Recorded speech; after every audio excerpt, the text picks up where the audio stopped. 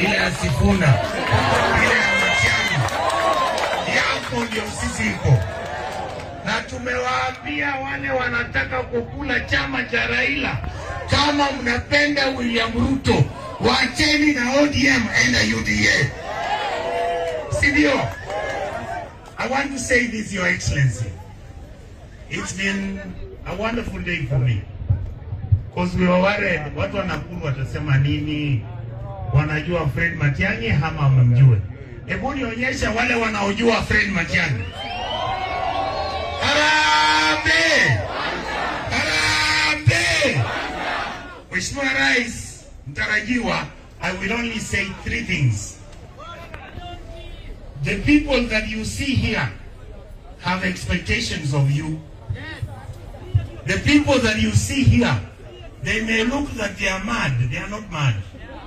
It is because their lives have been violated. These are intelligent young men who have gone to school in university, who are able to run their lives, but they have nothing. They walk around as if they have gone mad. Your Excellency, when you become president, make sure you sit with the young people of this country and tell them what you are going to do with them and for them.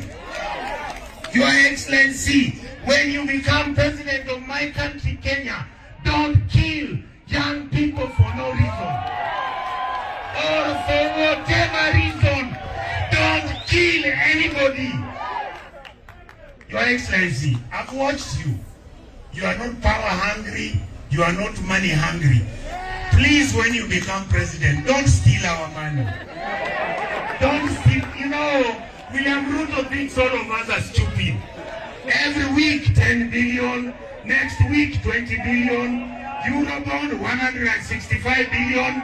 They are buying helicopters. They are flying around with 16 Land Cruiser VXS. They are buying houses. Wamechukua shamba hapa ya Piretra Board Nakuru. Wamechukua shamba ya Edwin Sifuna Kitale. Wamechukua shamba kule Masaini ambao ni ya Wakuria. Anaiba shamba kule huko Lamu. Na Kilifi ameiba shamba mpaka kwa Taita. Your Excellency President William Ruto, how much land can you steal? How much land can you take? Thank you. Tulieni, hakuna shida hapo. Now